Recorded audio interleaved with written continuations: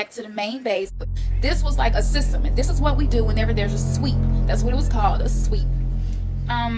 So within that happened, and within 3 seconds, that thing knew everybody in that house and gave a, I saw like frequency waves, and it gave a reading, and it could communicate back to the main base, and it gave like a bio reading or a bio print, a carbon print, whatever you want to call it. And I know every human has a different electromagnetic frequency, and it was like they had a database for that, so you could go get plastic surgery and all that stuff, and they would still know who you were because of the print that you left, electromagnetically speaking.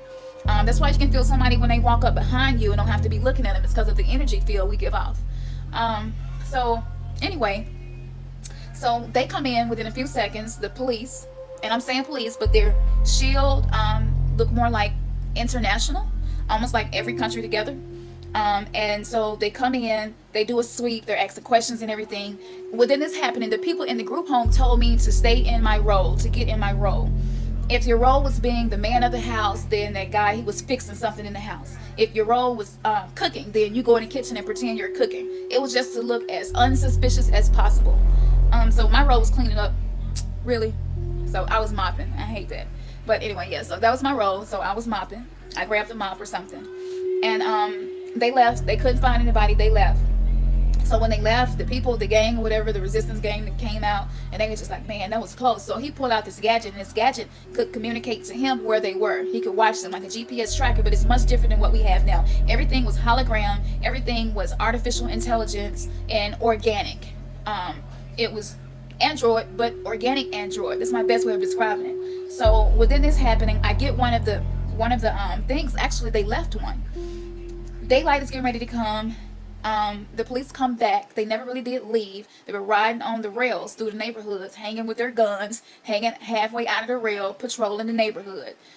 So they snuck out, and one of the guys got shot, and the thing he got shot with, it shoots you and it paralyzes you, and you could be 50 feet away. That thing was so accurate, and I don't know if what happened with that guy. So anyway, right before daylight breaks, after they had been gone a while, two of the girls come back.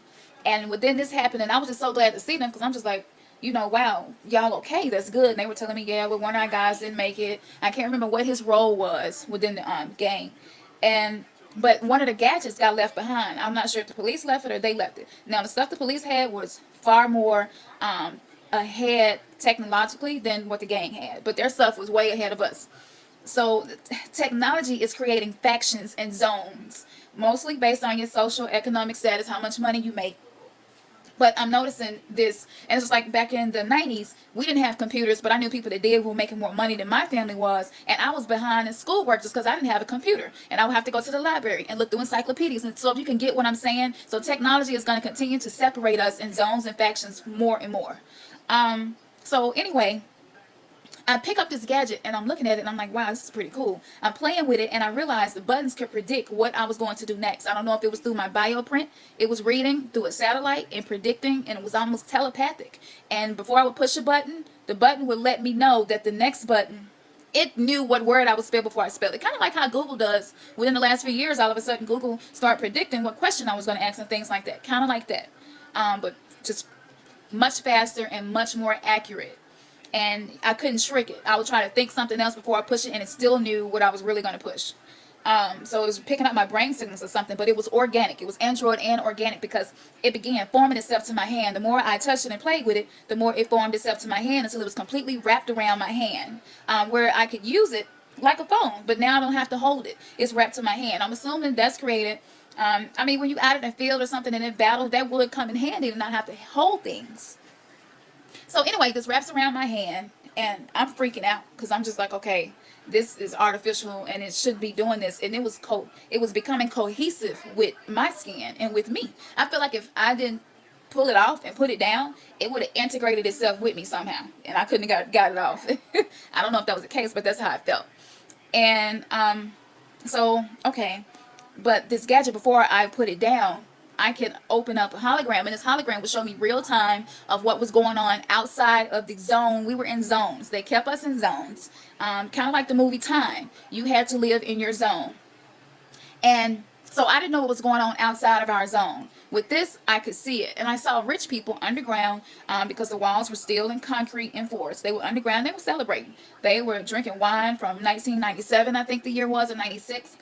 They were celebrating. They were happy. They were popping their pills and had their music going. We didn't have any music, any TVs. There was no entertainment. We went back to storytelling and things like that, but they had all that stuff. So, excuse me. So, anyway, so I'm looking and I'm clicking and like changing the channels and looking at all the different people in the world outside the zone we're in and what they're doing. And I come across, please don't think I'm racist, but I come across some Mexicans, and they were really good at building. They had became the upper echelon, so to speak, of the world, because they had trades that were of value. Everything was about trade, whether you're trading a product or trading a service. Everything was about value. There was really no money, no dollars, none of that. It was value. What of value do you have to offer us, and what do you need back in return? So Mexicans became the upper echelon because they had these traits of being really great builders. So they were well off. Okay, and a lot of black people and white people were really struggling, but a lot of them were very well off because they were good builders. And so I saw them building, but they were really happy. Looked nothing like, and their zone looked different. Certain zones look better than others. Just like you ride through a poor neighborhood and it looks run down, and you ride through a neighborhood 5 minutes from there and it's completely different. It looks just beautiful, just like that, except worse and more extreme. So within this happening, I get back to the house. And I noticed dogs outside, and these dogs were like robotic dogs. They weren't human, not human, but they weren't mammals. They were robotic.